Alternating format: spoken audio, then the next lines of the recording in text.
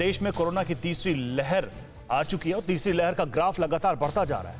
आज एक बार फिर कोरोना का ग्राफ 1 लाख पार कर गया। पिछले 24 घंटे में देश के अंदर 1,40,000 से ज्यादा नए केस सामने आए हैं और ये बढ़ते हुए मामले, बढ़ते हुए केसेस चिंता बढ़ा रहे हैं। जिस तरह से तीसरी लहर ने दस्तक दे दी है भारत में और कोरोना के मामले लगातार 24 घंटे में 1 लाख के ऊपर रह रहे हैं।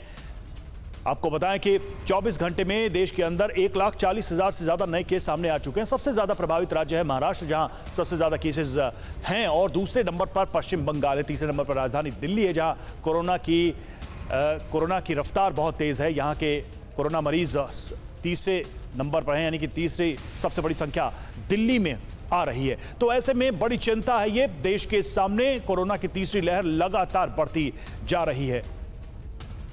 कोरोना केस देश में 1 लाख के पार है, लेकिन उन राज्यों के बारे में बताते हैं जहां हालात चिंताजनक है, सबसे खराब हालात हैं। उन राज्यों पर एक नजर डालते हैं जल्दी से कि भारत के किन किन राज्यों में स्थितियां इस वक्त चिंताजनक है। देखिए, महाराष्ट्र की बात करें, सबसे ज्यादा प्रभावित महाराष्ट्र है, जहां पर कोरोना की रफ्तार सबसे ज्यादा है। 40,000 प्लस यहां पेशेंट्स लगातार देखने को मिल रहे हैं। दिल्ली की बात करें, 17,000 से ज्यादा यहां कोरोना के पेशेंट आ रहे हैं लगातार। और देखिए, गुजरात में 5300, कर्नाटक में 8,449, तमिलनाडु की बात करें 8,981, और पश्चिम बंगाल में भी आंकड़ा सबसे ज्यादा है, यानी कि दूसरे नंबर पर पश्चिम बंगाल, 18,000 यहां पर कोरोना के मामले हैं। और उत्तर प्रदेश की बात करें तो 4,200 से अधिक कोरोना के मामले यहां लगातार सामने आ रहे हैं। तो कोरोना की दस्तक किस तरह से पूरे देश में अलग अलग राज्यों में है और सबसे ज्यादा जो राज्य प्रभावित हैं उनको हम बता रहे हैं। तीसरी लहर का कोरोना मीटर हम आपको दिखा रहे हैं कि तीसरी लहर में क्या स्थिति है, और 7 दिन में 6 गुना रफ्तार है। हम 7 दिनों के ये जो आंकड़े हैं आपको दिखा रहे हैं,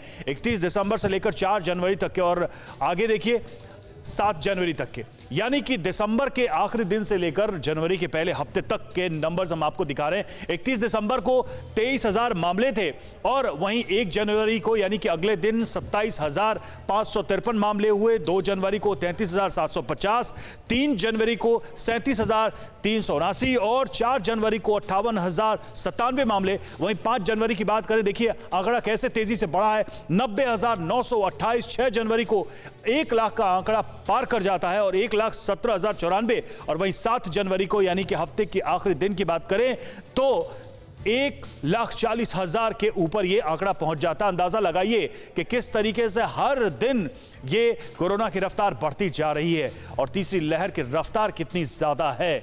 अब आपको हम पहले और दूसरी लहर के साथ कंपैरिजन करके, यानी तुलना करके बताते हैं कि कैसे पहली और दूसरी लहर का पीक कितने दिन में कहां से कहां तक पहुंचा था और तीसरी लहर की रफ्तार कैसी है और वो कहां तक जा सकता है। तो देखिए, ये एक तुलना है, ये हम आपको एक तुलनात्मक स्थिति बता रहे हैं। देखिए, 17 मई 2020 को 5,871 केस थे, और फिर हम आगे बढ़े 17 सितंबर की बात करें, 17 सितंबर 2020 को, देखिए मामले कैसे बढ़ रहे हैं। हम आपको वही समझाने की कोशिश कर रहे हैं कि पहली लहर शुरू होती है और देखिए पीक जब पहुंचता है उसका देखिए 97,894 केस।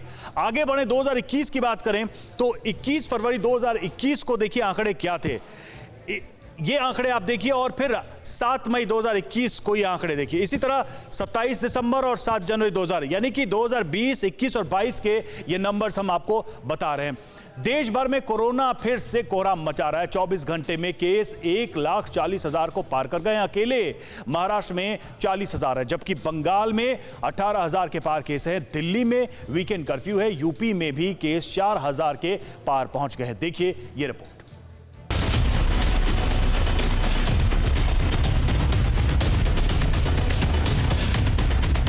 फिर से कोरोना की वैसी ही रफ्तार।